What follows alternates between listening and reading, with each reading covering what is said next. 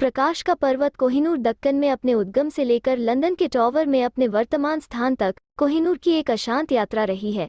कोहिनूर हीरा भारतीय स्वतंत्रता प्राप्ति के समय से ही राजनयिक पंक्तियों के केंद्र में रहा है और कुछ वर्गों ने इसकी वापसी की मांग की है।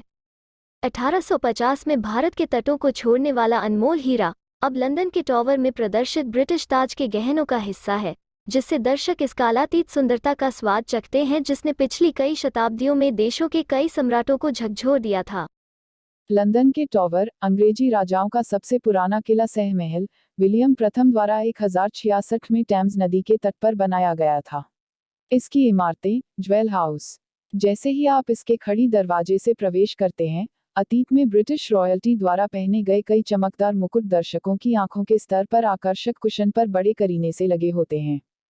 आगंतुकों को एक धीमी गति से चलने वाले संदेश बेल्ट की ओर ले जाया जाता है जो मुकुटों की एक सरणी के पीछे स्लाइड करता है।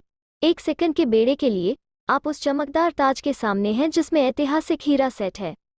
जब आप विश्व प्रसिद्ध कोहिनूर को देखने के रोमांच के साथ बाहर आते हैं तो आपको उस अशांत यात्रा की भी याद आ जाती है जिसे सदियों से देश भर में हाथ बदलकर बनाया गया था।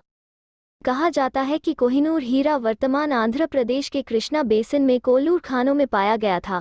फिर 13वीं में काकतीय साम्राज्य के तहत सदी अगले कुछ शताब्दियों के लिए विभिन्न शक्तियों के बीच हीरे का अधिकार बदल गया। जब 1310 में मलिक काफूर के नेतृत्व में अलाउद्दीन खिलजी की सेना द्वारा वारंगल पर छापा मारा गया तो कोहिनूर अन्य धन के साथ आक्रमणकारी द्वारा दिल्ली ले जाया गया। यह लगातार दिल्ली के सुल्तानों और फिर मुगलों के साथ रहा। कोहिनूर का उल्लेख बाबर और हुमायूं दोनों के संस्मरणों में मिलता है। शाहजहां ने इसे अपने काल्पनिक मयूर सिंहासन में स्थापित किया। जब फारस के नादिर शाह ने दिल्ली पर आक्रमण किया और 1739 में मुगल खजाने को लूट लिया तो उसने मुहम्मद शाह से मयूर सिंहासन के साथ कोहिनूर छीन लिया। ऐसा कहा जाता है कि पहली बार हीरे को देखकर नादिर शाह ने कहा कोहिनूर, जिसका अर्थ है प्रकाश का पर्वत। इस तरह पत्थर को इसका नाम मिला। किंवदंती है कि जब नादिर शाह ने दिल्ली को लूटा तो वो कोहिनूर को खजाने में नहीं मिला क्योंकि मुगल सम्राट ने इसे अपनी पगड़ी में छिपा दिया था। यह जानने के बाद नादिर शाह ने सद्भावना के संकेत के रूप में पगड़ी के आदान प्रदान का प्रस्ताव रखा और इस तरह आक्रमणकारी ने मुगल सम्राट को कोहिनूर हीरे के साथ भाग लेने के लिए छल किया। 1747 में नादिर शाह की हत्या के बाद हीरा उसके सेनापतियों के हाथों में गिर गया। ऐसे ही एक सेनापति अहमद शाह दुर्रानी कोहिनूर के साथ देश छोड़कर भाग गए।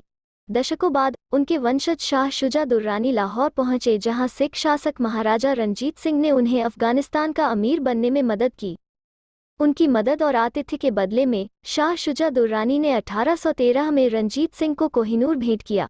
इसके बाद जब 1849 में द्वितीय सिख युद्ध में रंजीत सिंह के उत्तराधिकारी को हराने के बाद सिख साम्राज्य को अंग्रेजों में मिला लिया गया तो कोहिनूर को सर हेनरी लॉरेंस ने ले लिया, जिन्होंने संधि में कंपनी की ओर से बातचीत की।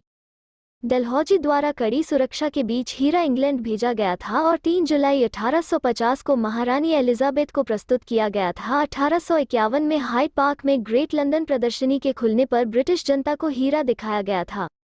हीरे के बारे में टाइम्स पेपर ने लिखा, कोहिनूर वर्तमान में निश्चित रूप से प्रदर्शनी का शेर है।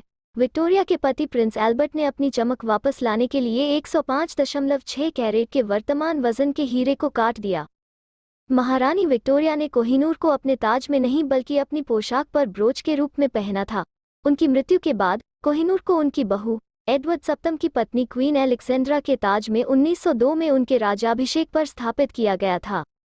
1911 में जब जॉर्ज पंचम राजा बने तो हीरा क्वीन मैरी के मुकुट में स्थानांतरित कर दिया गया था और 1937 में क्वीन मदर्स वर्तमान महारानी एलिजाबेथ द्वितीय की मां का ताज जब जॉर्ज वी का ताज पहनाया गया था।